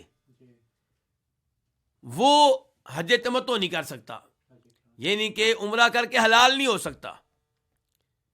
وہ حج قران کرے گا. وہ کون سا حج کرے گا؟ حج قران. تو آپ علیہ الصلوۃ والسلام نے جب صحابہ کرام کو بار بار ترغیب دی کہ تم اپنے حج کو عمرے میں تبدیل کر لو اور بعد میں حج کی نیت کرنا، یعنی کہ حج تمتع کرو، صحابہ کرام پریشان ہو گئے. کیوں؟ کیونکہ وہ نبی علیہ الصلوۃ والسلام کے نقش قدم پہ چلنا چاہتے تھے، جو آپ کر رہے ہیں وہ کرنا چاہتے تھے. تو آپ نے انہیں سمجھایا. آپ نے کہا کہ اگر مجھے وہ بات پہلے معلوم ہو جاتی جو بعد میں معلوم ہوئی ہے تو میں بھی حج تمتع کرتا اور قربانی کا جانور ساتھ لے کر نہ آتا. چونکہ میں قربانی کے جانور ساتھ لے کر آیا ہوں، میں حج قران ہی کر سکوں گا، حج تمتع نہیں کر سکوں گا. تو افضل حج کون سا؟ حج تمتع. اللہ تعالیٰ یہاں پہ بیان کر رہے ہیں کہ جو عمرے کے ذریعے فائدہ اٹھائے حج تک، یعنی کہ حج کے لیے آیا ہے لیکن اس نے حج سے پہلے کیا کر لیا؟ عمرہ. حج کے ساتھ ساتھ کیا کر رہا ہے؟ عمرہ. اور یہاں قرآن میں تمتع کا کون سا معنی مراد ہے؟ تمتع کا وسیع معنی. یہاں پہ جس تمتع کا تذکرہ ہے اس میں حج قران بھی داخل ہے، حج تمتع بھی داخل ہے. یہاں پہ تمتع سے مراد یہ ہے کہ ایک ہی سفر میں آپ عمرہ بھی کر رہے ہیں، حج بھی کر رہے ہیں. تو اللہ تعالیٰ کہہ رہے ہیں فمن تمتع بالعمرۃ الحج، جو عمرے کے ذریعے حج تک فائدہ اٹھائے، فمستیسر من الہدی، تو اس پہ واجب ہے کہ جو قربانی دے سکتا ہے دے. یہ واجب ہے. ہم کہاں سے لے کر آئے ہیں؟ کیونکہ مستیسر من الہدی یہ مبتدا ہے. خبر کیا ہے اس کی؟ مقدر، یعنی کہ فعلیہ مستیسر من الہدی، اس کے ذمے وہ قربانی ہے جو اس کے لیے ممکن ہو. مجھے امید ہے کہ یہ گفتگو واضح ہوگی. اس کے بعد اللہ تعالیٰ کہتے ہیں فَمَن لَّمْ يَجِدْ فَصِيَامُ ثَلَاثَةِ أَيَّامٍ فِي الْحَجِّ وَسَبْعَةٍ إِذَا رَجَعْتُمْ، پس جو نہ پائے، کیا نہ پائے؟ قربانی. پس جو نہ پائے فَصِيَامُ ثَلَاثَةِ أَيَّامٍ فِي الْحَجِّ، تو اس کے ذمے 3 دن کے روزے ہیں حج میں اور 7 دن کے روزے ہیں اذا رجعتم، جب تم واپس آ جاؤ. اب ہم آتے ہیں اس جملے کے الفاظ اور مفردات کی طرف. من کا معنی کیا؟ جو. لم یجد، نہ پائے. یجد اصل میں کیا تھا؟ یجدو. دال کے اوپر سکون آیا ہے، جزم آئی ہے، کس کی وجہ سے؟ لم کی وجہ سے. وجدہ یجدو، جو نہ پائے. کیا نہ پائے؟ قربانی کا جانور. یعنی کہ اللہ نے پہلے حکم دیا تھا کہ حج تمتع کرنے والا، قران کرنے والا اس قربانی دے گا. اب اللہ تعالیٰ کہہ رہے ہیں جو قربانی نہ پائے تو اس کے لیے متبادل کیا ہے؟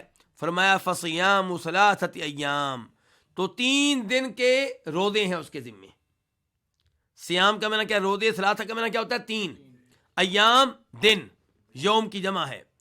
فی الحج، حج میں 3 دن کے روزے کہاں رکھنے ہیں؟ حج میں. وسبعۃ، اور 7 دن کے روزے کب رکھنے ہیں؟ اذا رجعتم، جب تم واپس آ جاؤ. اذا کا معنی کیا؟ جب. سبع کا معنی کیا؟ 7.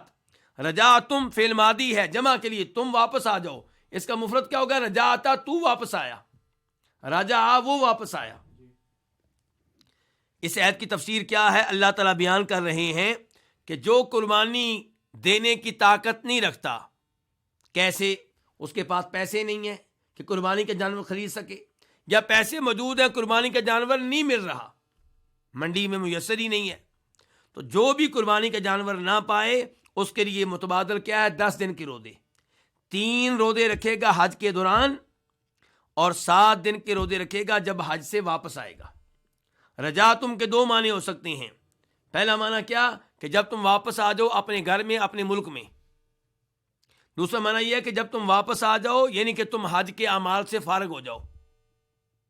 حج کے اعمال سے فارغ ہو کہ آپ 7 دن کے روزے رکھیں، چاہے آپ مکہ میں ہی ہوں، چاہے آپ اپنے گھر میں ابھی نہ پہنچے ہوں، اپنے ملک میں نہ پہنچے ہوں. تو دونوں معنی ہو سکتے ہیں اس کے. تو بہرحال اللہ رب العزت نے یہ بتایا ہے کہ حج قران کرنے والا، حج تمتع کرنے والا اگر قربانی نہ کر سکے تو 10 دن کے روزے رکھے گا. 3 حج میں 3 روزے کب رکھے جائیں گے؟ بہتر یہ ہے کہ یوم عرفات سے پہلے رکھ لیے جائیں، کیونکہ سنت یہ ہے نبی علیہ الصلوۃ والسلام کی کہ حاجی یوم عرفات کا روزہ نہیں رکھے گا. باقی لوگ رکھیں گے، حاجی نہیں رکھے گا، کیونکہ نبی علیہ الصلوۃ والسلام نے یوم عرفات کا روزہ نہیں رکھا تھا. تو اس لیے یوم عرفات سے پہلے یہ 3 روزے رکھ لیے جائیں. اور جو کوئی یہ 3 روزے حج یعنی کہ قربانی کے دن سے پہلے نہیں رکھ سکا، وہ 11 تاریخ کو، 12 تاریخ کو، 13 تاریخ کو رکھ سکتا ہے. ایام تشریق کے روزے رکھ سکتا ہے، حالانکہ ایام تشریق میں روزے کیا ہے؟ ممنوع ہیں.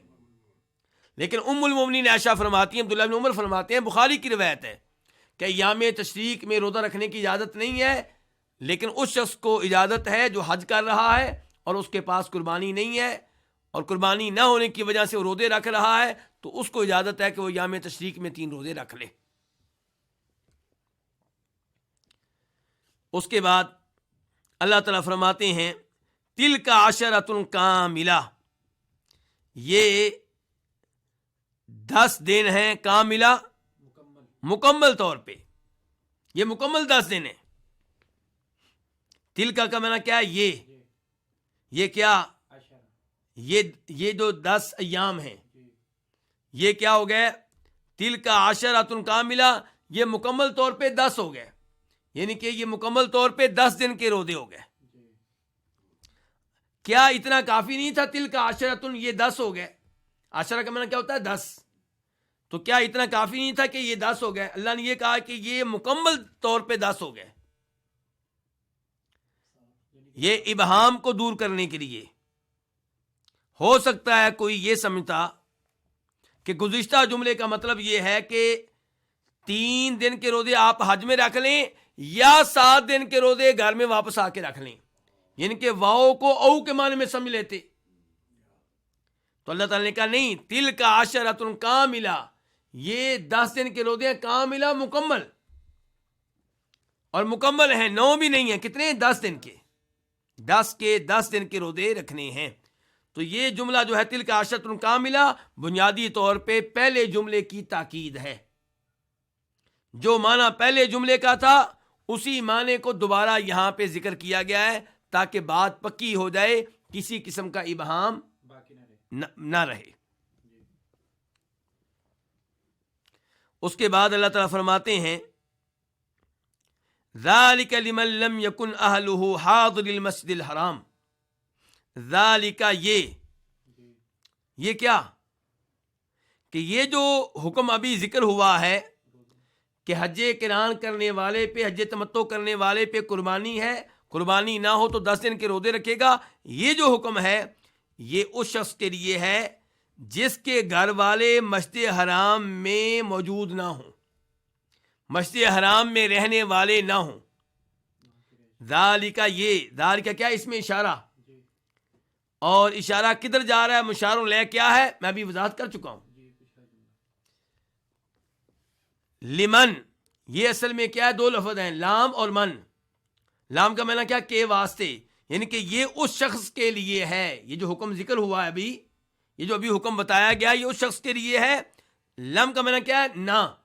لم یکن، نہ ہو، اہلہ، جس کے گھر والے، حاضری، رہنے والے، کہاں پہ، مسجد حرام میں. حاضری اصل میں کیا تھا، حاضرین، حاضر کی جمع، رہنے والے، نون گر گیا ہے اضافت کی وجہ سے. المسجد الحرام، الحرام صفت ہے کس کی، مسجد کی، حرمت والی مسجد، اور مراد یہاں پہ کیا ہے، پورا مکہ. المسجد الحرام سے مراد یہاں پہ کیا ہے، پورا مکہ. یعنی کہ آپ اگر حج قران کر رہے ہیں، حج تمتع کر رہے ہیں، تو آپ پہ قربانی واجب ہے. قربانی کی استطاعت نہیں رکھتے، 10 دن کے روزے رکھیں. یہ حکم اس شخص کے لیے ہے جو مکہ میں رہنے والا نہ ہو. جو مکہ کا رہائشی ہے وہ حج قران کرے، حج تمتع کرے، اس پہ قربانی واجب نہیں ہے. قربانی کس پہ واجب ہے، جو باہر سے آیا ہے، جس نے ایک سفر میں 2 فائدے اٹھائے ہیں. مکہ میں جو رہنے والا اس نے سفر کیا ہی نہیں، تو مکہ میں رہنے والا حج قران کر بھی لے، حج تمتع کر بھی لے، اس کے ذمہ قربانی نہیں ہے. اور یہی موقف ہے امام مالک کا، امام شافعی کا، امام احمد کا. امام ابو حنیفہ رحمہ اللہ کا موقف یہ ہے کہ اس جملے سے پتہ چلا کہ مکہ میں رہنے والے کو حج تمتع کرنے کی اجازت ہی نہیں ہے، حج قران کرنے کی اجازت ہی نہیں ہے. جبکہ امام مالک، امام شافعی، امام احمد کا موقف کیا ہے کہ وہ حج قران کر سکتے ہیں، حج تمتع کر سکتے ہیں، لیکن ان پہ قربانی واجب نہیں ہے. یہاں پہ ایک اور سوال پیدا ہوگا کہ یہ جو کہا گیا ہے کہ جس کے گھر والے مسجد حرام میں رہنے والے نہ ہوں، اس کا مطلب کیا ہے؟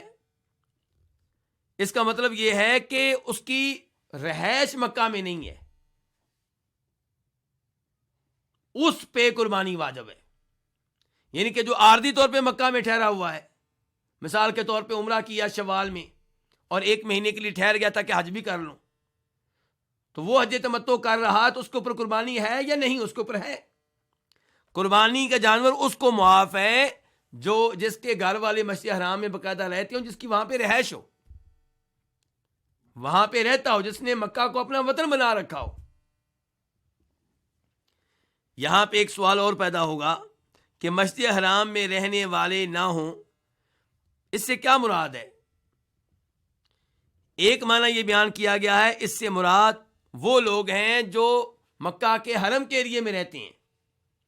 یعنی کہ مکہ کے حرم کے ایریے میں رہنے والے اگر حج تمتع کریں، حج قران کریں، تو ان پہ قربانی نہیں ہے. لیکن مکہ کا وہ ایریا جو حدود حرم میں نہیں ہے، وہاں کے لوگ حج تمتع، حج قران کریں گے تو ان کے اوپر قربانی واجب ہے. دوسرا معنی یہ بیان کیا گیا ہے کہ اس سے مراد ہے مکہ شہر پورا، بلکہ مکہ کے مضافات میں رہنے والے بھی، مکہ کے مضافات میں وہ رہنے والے وہ لوگ جن کو مسافر نہیں سمجھا جاتا. ان کے مکہ کے اتنے قریب رہتے ہیں کہ ان کو مسافر قرار نہیں دیا جائے گا. وہ مکہ آئیں تو ان کو کوئی مسافر نہیں کہے گا. تو صحیح معنی یہاں پہ کیا ہے؟ صحیح معنی یہی ہے کہ حج قران، حج تمتع اگر مکہ کے رہنے والے کریں، پورے مکہ میں رہنے والے اور مکہ کے مضافات میں رہنے والے، تو ان کے اوپر قربانی نہیں ہے، قربانی ان کے اوپر واجب نہیں ہوگی. لیکن حج تمتع وہ کر سکتے ہیں، حج قران وہ کر سکتے ہیں.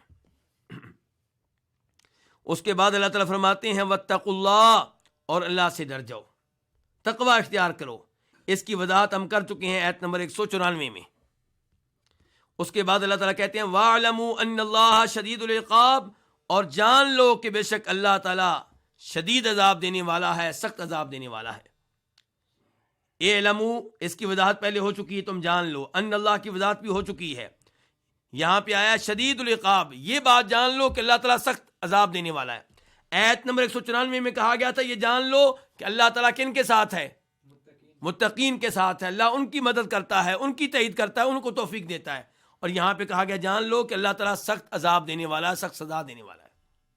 تو کیا پتہ چلا کہ اللہ کے بارے میں معلوم ہونا چاہیے کہ اللہ کن کو سزا دینے والا ہے اور اللہ تعالیٰ کن سے محبت کرنے والا ہے، تاکہ آپ اللہ کی محبت حاصل کر سکیں اور اللہ کے عذاب سے محفوظ رہ سکیں.